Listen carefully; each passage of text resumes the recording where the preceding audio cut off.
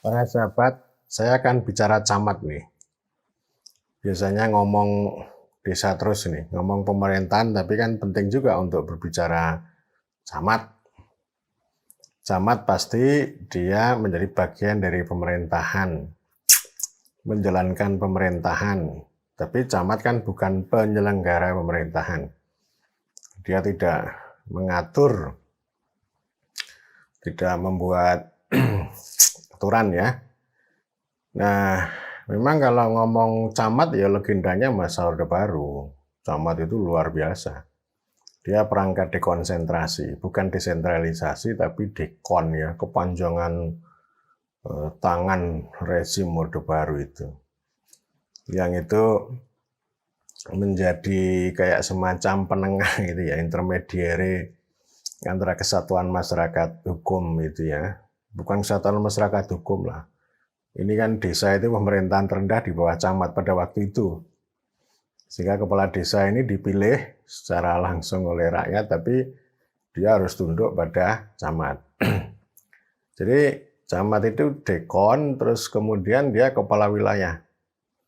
Dia bukan dipilih oleh rakyat ya, dia ditunjuk oleh bupati, tapi dia bisa diperintah dari Jakarta. Konon disebut bahwa kecamatan itu adalah benteng NKRI. Kalau kecamatan dihapuskan kata itu, maka NKRI akan runtuh. Gitu. Ya, jadi itu dan makanya kan camat pada waktu itu luar biasa. Selembar daun yang jatuh dari pohon harus tahu dia. Ya, jadi apa yang terjadi di wilayahnya harus tahu. Jadi penguasa wilayah, kemudian juga pembina, ya dia bisa memerintah desa. Kalau malam itu jalan-jalan dari desa ke desa, nanti pulang membawa sesuatu gitu. Dia juga pimpinan muspika ya, jadi ada dan ramil, ada kapolsek, ada camat, jadi dia yang memimpin. Pokoknya luar biasa, jabatannya mentereng gitu. Kalau dulu dapat operasional itu ya, pemilu ya, mulai dari tahun 77, ada VW ya, VW yang kayak Trapezium itu VW apa ya, kemudian ada Colty gitu, tahun 82 gitu. Dan ya pokoknya mentereng lah. Dulu saya punya teman SMP, anaknya camat itu petentang-petenteng ya, luar biasa. Jadi ya itu karena zamannya, zaman seperti itu, zaman otoritarian, kemudian melihat masih kayak pangreh praja begitu ya. Jadi paradigmanya belum berubah meskipun sudah diarahkan menjadi pamong, tapi tetap mentalitasnya pangreh praja. Nah, kemudian masuk di zaman reformasi kan ini anomali camat ini. Kekuasaannya dipredeli. Dia masih punya wilayah kerja itu. Ada wilayahnya. NKRI itu kan dibagi habis wilayah teritorialisasi. NKRI dibagi habis ke provinsi, kabupaten kota, kecamatan, desa, dan kelurahan. Ya, jadi semuanya ada kepala pemerintahannya. Ya, semuanya institusi politik kecuali kecamatan. Dekon juga enggak, gitu ya. Kalau sebelumnya kan dia kuat karena dekon. Desentralisasi juga enggak, lalu disebut sebagai kalau dulu namanya SKPD, kalau sekarang OPD, Organisasi Perangkat Daerah. Jadi dia aparatnya bupati yang punya wilayah kerja ya dalam lingkup kecamatan itu.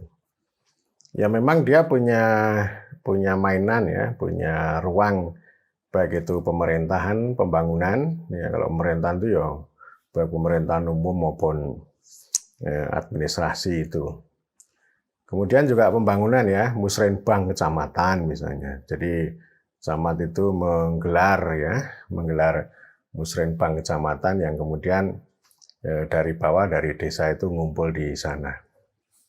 Dan saya pernah jadi fasilitator musrenbang kecamatan juga pada tahun-tahun 2009-2008 ya. 2007 juga. Kemudian kemasyarakatan pasti ya. Camat itu nggak punya rakyat tapi punya masyarakat. Kemudian pemberdayaan, jadi dia punya peran pemberdayaan kepada berbagai masyarakat juga.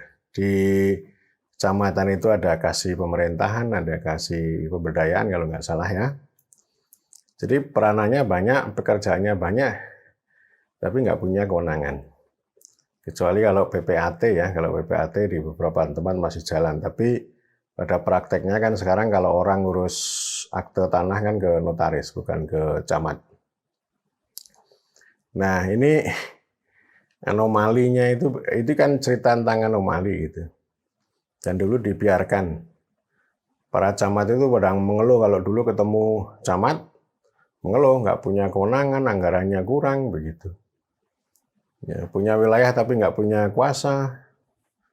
Mosok disebut fasilitator, mereka mengeluh juga disebut fasilitator gitu. Jadi biasalah mereka itu dialog. Biasanya dialog sama kepala bagian tata pemerintahan, ya. Kepala bagian tata pemerintahan yang ngomong ya aturannya begitu, ya bisa ngomong panjang toh, gitu. Tapi begitu salah satu camat ini naik jadi kepala bagian tata pemerintahan nanti akan ngomong sama juga. Padahal ketika jadi camat dia kan protes. Ya dia sebenarnya maksudnya itu kepala bagian pemerintahan ini kan bisa menyampaikan pada bupati karena kewenangan camat ini kan tergantung pada bupati, kewenangan delegatif lah. Jadi tergantung bupati itu mau memberi kasih kewenangan atau tidak. Tapi umumnya ya tidak. Jarang yang memberikan kewenangan delegatif pada camat. Tapi kalau permintaan tolong perintah banyak. Jadi banyak juga itu yang OPD, SKPD itu punya program itu kan logusnya. Nah, kalau ini logus itu di kecamatan itu. Dan biasanya banyak yang langsung katanya terjun bebas. Lalu camat merasa tersinggung, nggak ngasih tahu gitu. Nanti kalau ada masalah itu biasanya kepada kepala desa dan nanti naik kepada camat. Lalu dia nggak ngerti gitu. Ya itu terjadi karena OPD organisasi perangkat desa kalau punya program nggak ngomong sama camat gitu. Dan yang sering terjadi nanti programnya itu nggak sesuai dengan usulan Musrenbang Cam itu. Musrenbang desa, Musrenbang Cam. Jadi ya ini artinya camat ini apa ya istilahnya ya. Bahasa Jawanya nelongso apa ya? Nelongso itu apa bahasa Indonesianya ya? Ya 11-12 dengan menderita lah. Jadi tidak dimanusiakan dengan baik gitu. Itu kan keluarnya begitu ya. Jadi sudah istilahnya sudah keluar dari ring kekuasaan, hanya dikasih punya wilayah tapi nggak punya kewenangan. Dikasih banyak tugas, banyak perintah tapi anggarannya terbatas. Kalau mau bikin apa-apa juga nggak bisa. Beda dengan dulu. Kalau dulu itu ya karena penguasa wilayah, penguasa tunggal dalam wilayah itu, maka bisa sikut sana, sikut sini. Termasuk dari sektor swasta nanti juga diambil gitu. Jadi dan lagi-lagi camat punya masyarakat. Kegiatan kemasyarakatannya banyak dan sering menghadirkan Pak Camat gitu. Pak Camat, Bu Camat, lalu mereka juga hadir begitu ya.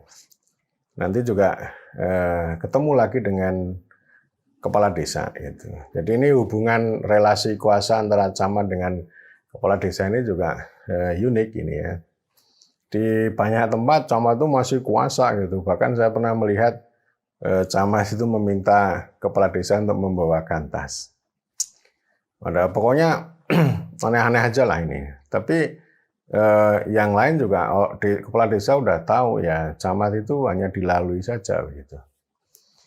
Dan di Undang-Undang Desa kan sebenarnya camat itu punya peran disebutkan ya, punya peran untuk konsultasi ya dalam pengangkatan dan pemberhentian perangkat desa. Otoritasnya ada di kepala desa, tetapi nanti perlu rekomendasi secara tertulis, dan soal rekomendasi ini kan bisa juga bermakna persetujuan atau penolakan. Nah, kepala desa kan nanti mengajukan ya 2 atau berapa atau 3 lah gitu ya. Kemudian nanti camat akan memberikan penilaian gitu. Ya. Itu tujuannya supaya administrasi pemerintahan desa itu berkesinambungan. Jadi tidak ganti kepala desa, ganti perangkat. Itu menimbulkan masalah di banyak tempat. Dulu dibicarakan kalau kepala desa ganti, sekdesnya ganti, lalu sekdesnya lari membawa data. Datanya banyak banget sehingga itu yang jadi masalah gitu. Tapi di Jogja ini kan menarik, APMD punya banyak peran mendampingi, membantu seleksi perangkat desa ya. Artinya itu menariknya ya, camat tidak memberikan kekuasaan model singgasana itu ya, tapi ya udah disepakati secara bersama-sama, daripada nanti itu dilawan oleh banyak orang, ya sudahlah, seleksi bisa disaksikan oleh banyak orang, lalu nilai tertinggi itu yang jadi. Ya, artinya nanti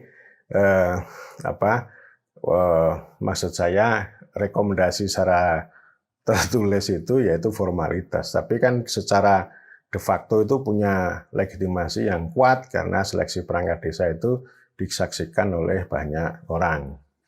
Jadi tidak hanya diseleksi secara tertutup oleh kepala desa lalu diserahkan beberapa kandidat itu kepada camat, bukan begitu. Tapi di Jogja ini sudah menarik lah. Tapi ada juga yang kemudian agak diam-diam lalu mengambil keputusan yang keliru, lalu di PT UN kan ada juga kisah seperti itu. Ya, jadi itu bisa disebut anomali, tetapi saya ingin mengatakan bahwa dalam situasi anomali itu saya katakan unik, ada keunikan. Kalau anomali itu artinya ya kita nggak bisa, susah keluar. Susah, kalau seperti main catur itu suksuang, kalau ke sana ya mati, ke sini ya mati, lalu akhirnya menyerah. Jadi anomali itu ya butuh revolusi sih, tapi kalau nggak ada revolusi ya cuma kanan kiri aja. Nah, saya ingin melihat bahwa kesulitan-kesulitan, keterbatasan, constraint yang dihadapi camat ini harus kita pahami sebagai keunikan, ya, unik gitu. Punya wilayah tapi nggak punya satu ya, punya wilayah tapi nggak punya kekuasaan atas wilayah gitu. 2, menjalankan pemerintahan tapi bukan kepala pemerintahan. Kemudian yang ketiga, nggak punya rakyat tapi punya masyarakat. Nah, di Jogja keunikan lebih lagi itu. Ya. Di Jogja itu kalau camat di kabupaten disebut Kapanewon atau Panewu gitu. Kalau di kota disebut dengan Mantri Pamong Praja.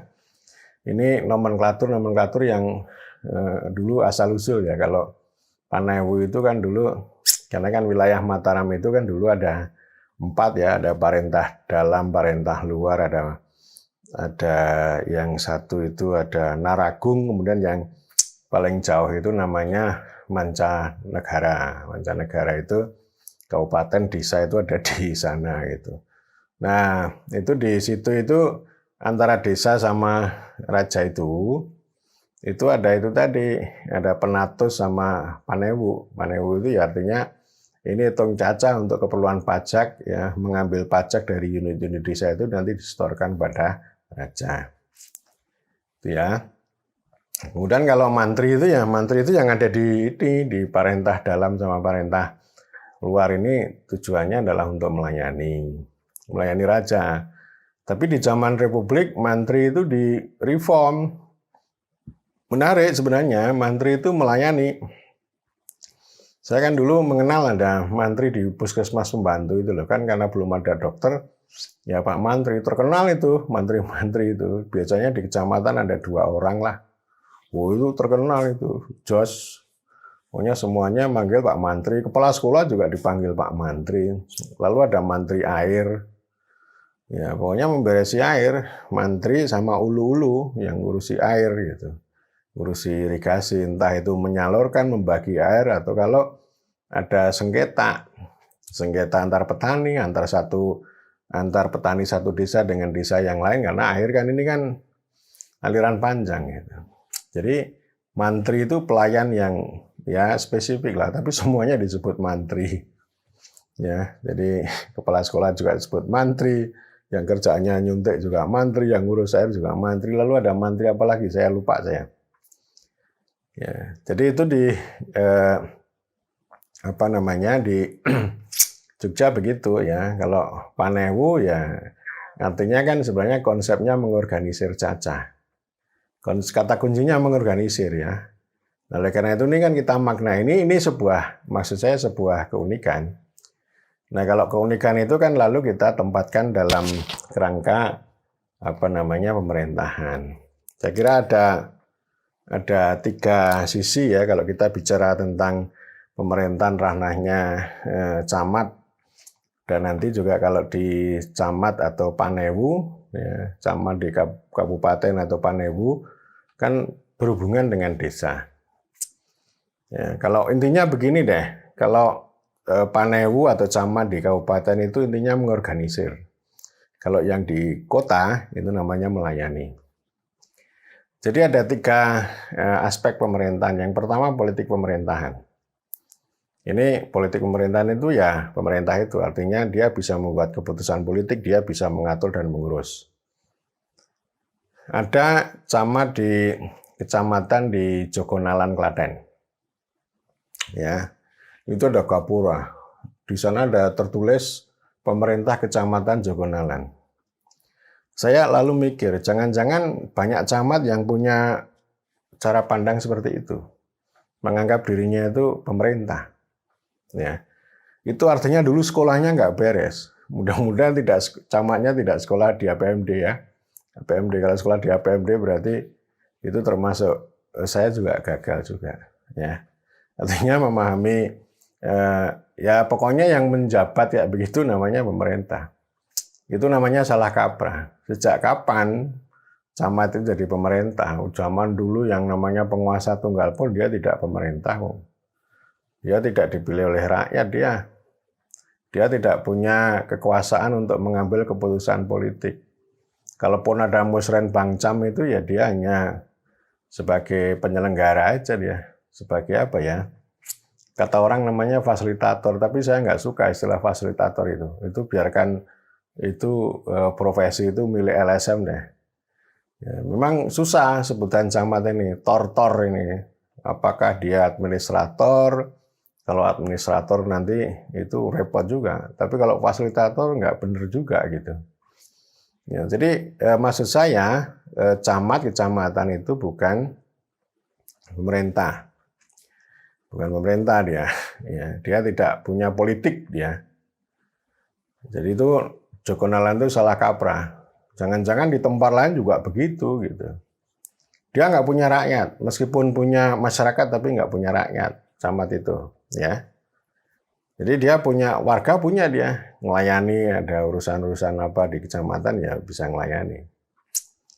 Ya, itu satu. Kemudian yang kedua administrasi pemerintahan. Nah ini yang banyaknya minta ampun. Memang kalau menurut kategori itu kategori ini kan camat itu kan jabatan administratif bukan jabatan politik, sehingga bisa juga disebut sebagai administrator.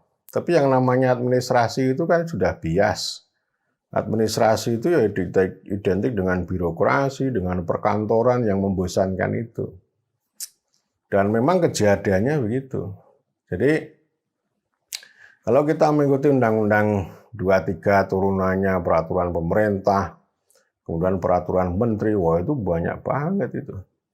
Nanti urusannya sama desa banyak banget ini fungsi-fungsi pembinaan, pengawasan, bahkan juga dimandati oleh pemerintah supaya menjadi pembina. Itu kalau pembina itu memang cita rasanya beda ya. Beda banget kalau pembina itu. Jadi pembina keuangan desa gitu ya. Jadi luar biasa nih, terutama keuangan ya. Dan kalau desa mau nyarikan dana desa itu pakai erek-erek gitu, pakai ACDC-nya camat, dan di banyak tempat itu mengandung sesuatu, itu nggak gratis itu, ya. Ya, memang ini kasuistik, ada di satu kabupaten ada camat yang tidak mau begitu, ada camat yang memang begitu. Macam-macam ini ceritanya begitu. Jadi administrasi itu luar biasa ini, dan nanti kalau ketemu pejabat Dagri pasti dicekoi itu administrasi pemerintahan ini. Sementara camat ngeluh, kami nggak punya anggaran. Kami diminta untuk melakukan pembinaan, verifikasi, tetek bengek terhadap desa, tapi nggak ada anggaran. Pak Bupati nggak mau ngasih anggaran. Nah, ini ada Panewu Ngawen, Gunung Kidul. Belum lama diskusi di Kepatian, DIY. Itu ngomong begini, dulu camat itu dikumpulkan oleh Presiden sama Menteri Keuangan menjelang Pilpres tahun 2009. Ya. Jadi istilahnya camat itu diminta untuk melakukan pembinaan dan pengawasan terhadap dana desa. Nanti akan dikasih uang tugas pembantuan 100 juta per camat. Tapi setelah jalan nggak dikasih gitu. Nggak dikasih, lalu saya jawabnya ya ya itu kalau makanya begini prinsipnya. Kalau tidak dikasih uang itu namanya permintaan tolong. Permintaan tolong itu nanti dapat ganjaran, dapat pahala gitu ya. Satu itu ya. Tapi kalau dalam pemerintahan kan tidak model begitu. Kalau tugas pembantuan itu harus diikuti biaya, diikuti upah. Kalau nggak diikuti biaya ya nggak usah dikerjakan. Ngapain kerja? Nggak usah dikerjakan. Ya itu satu. Yang kedua, ya diperjuangkan aja yang 100 juta itu, yang melalui Korpri lah. Jadi kan saya sering menyebut Korpri. Korpri itu kelompok kepentingan, bukan kalau dulu kan organisasi korporatis, jadi melekat antara struktur korporasi dengan birokrasinya melekat. Sekarang harus dipisah dong. Yang namanya Korpri itu kelompok kepentingan untuk memperjuangkan kepentingan aparat sipil negara ketika berhadapan dengan pemerintah, dengan wakil rakyat, dengan aparat hukum misalnya. Jadi kalau pemerintah membuat kebijakan yang tidak adil, yang merugikan, ya bisa diprotes dong melalui Korpri. Ya, pakai baju Korpri di hari Sabtu sama Minggu gitu. Itu untuk seragam aja. Tapi jangan sampai malah ini kan salah kaprah nih. Pakai baju Korpri ya ke dalam birokrasi. Itu namanya belum pilah itu. Gunanya Korpri itu namanya organisasi kelompok kepentingannya ASN. Jadi bukan seragamnya birokrasi, harus beda dong. Ya. Kalau enggak, lalu jalur Korpri ya, kalau misalnya ketemu gubernur atau siapa, disampaikan aja. Ya, nanti supaya gubernur ya sampaikan pada presiden dulu janjinya 100 juta, mana janji tagih. Tagih aja, nanti lewat itu ya. Tapi saya menarik itu kalau lewat Korpri itu ya. Jadi saya ingin katakan ini administrasi ini nggak menarik. Sama sekali tidak menarik. Dan itu kerjaannya begini kalau sama kepala desa itu. Jadi lebih banyak nanti mengendalikan kalau nalar administrasi itu. Jadi karena ya saya ingin mengatakan bahwa camat ini jabatan yang unik, dia sebagai penjaga republik itu. Jadi kalau sebagai administrator ya nanti tukang pukul kerjaannya. Tukang tindas, termasuk tukang gini ini. Dengan erek-ereknya itu mengandung itu. Ya, kemudian yang ketiga yang saya sarankan ini seni pemerintahan. Ya, seni. Jadi maksud saya begini, seni itu memanfaatkan keunikan. Agar keunikan itu bisa menjadi kekuatan. Entah kekuatan karirnya yang bersangkutan, maupun kekuatan yang dilayani, yang dibina, yang diawasi itu. Jadi barangkali konsep membina sama mengawasi itu tanggalkan dulu. Terutama yang desa ya. Desa ini penting ini, diorganisir ini. Ya, karena yang dilayani camat kan dia. Jadi seni ini intinya ya gunakan nalar sama ide. Bukan pasal sama ayat. Ayat itu ya nanti aja itu biar diurus oleh kepala seksi aja. Wong itu peraturan yang lebih banyak memberikan kewajiban daripada hak peraturan yang lebih banyak membatasi daripada memungkinkan, lebih banyak constraining daripada enabling. Itu kan nalar itu loh, nalar gini ya. Itu nalar order and law, bukan law and order itu, peraturan kayak begitu. Kalau yang betul kan hukum dan ketertiban. Hukum itu adalah ekspresi politik. Jadi artinya hukum itu untuk mengkanalisasi sekaligus limitasi. Kalau ini dibalik nih. Kanalisasinya nanti dulu, ini limitasi dulu. Ngomongnya do and don't aja gitu. Ya, jadi nggak mengenal yang namanya aturan itu sebagai ekspresi kehendak politik. Itu tertib, yang diomongkan tertib. Jadi kalau camat persepsinya kayak gitu, matilah desa, ya udahlah gitu-gitu aja, nggak berkembang. Idenya nggak muncul. Kalau kepala desa punya ide apa, nanti jawabannya aturannya nggak ada. Atau bertentangan dengan aturan malahan gitu ya. Jadi maksud saya itu tinggalin dulu aja. Ya itu biarkan diurus lah. Tapi maksud saya ide ini lah. Masyarakat itu kan ya nggak mikir aturan-aturan yang kayak begitu. Dan kalau kita ngasih pengetahuan yang terlalu detail tentang itu bisa menimbulkan distrust. Karena aturan yang detail kayak begitu, yang sebenarnya tidak perlu diatur itu kan menganggap manusia itu seperti binatang. Jadi orang kan yang ekstrem kan bilang begini, tanpa peraturan Anda akan hidup seperti binatang. Lalu saya balik, kalau begitu berarti Anda ketika membuat peraturan itu sekaligus membayangkan bahwa manusia itu seperti binatang, nggak punya akal sehat, nggak punya nalar gitu. Jadi ini penyakit. Ya, aturan kita itu penyakit. Itu bukan hukum itu, bukan hukum.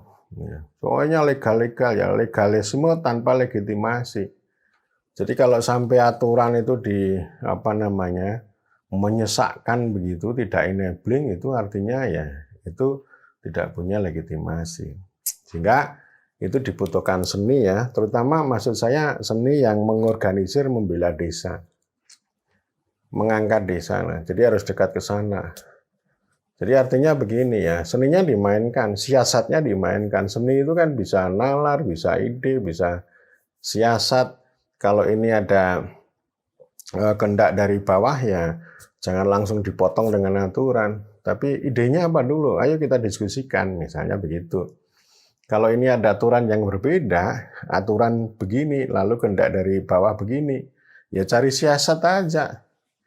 Jadi menjalankan aturan itu bukan dengan hormat dan martabat, tapi cukup dengan siasat. Siasati aja, ya nggak usah ribet-ribet. Jadi intinya itu keunikan itu di situ. Sekaligus keunikan ini menjadi kekuatan untuk menerobos yang namanya dilema, menerobos anomali gitu. Dan jadi camat menjadi kaya dia. Dan itu saya kira ke depan bisa menjadi political capital, modal politik yang berharga bagi camat. Kalau misalnya ini digeser sekian tahun di 3 kecamatan atau bahkan kecamatan, kalau punya seni pemerintahan yang kayak begitu, kan menarik ini. Ya, bisa saja nih, nanti karirnya kan lebih bagus, dikenal begitu ya. Ya kalau hanya orang itu menjalankan administrasi ya gitu-gitu saja itu. Itu pengalaman sekian katakanlah 10 tahun jadi camat itu ya itu sama aja pengalaman 1 tahun yang diulang 10 kali. Nggak menarik. Karena itu ini seni ya. Jadi para camat pasti akan, ini kontekstual nih. Jadi tidak tekstual dengan pasal-pasal itu. Membosankan pasal itu nggak usah dibaca. Ya, tapi penalaran itu jauh penting, ide penalaran itu bisa kita gunakan untuk menemukan siasat gitu ya. Di tengah perbedaan antara kehendak orang banyak sama peraturan yang dibuat oleh tadi ya, yang menganggap manusia itu seperti binatang. Saya kira demikian.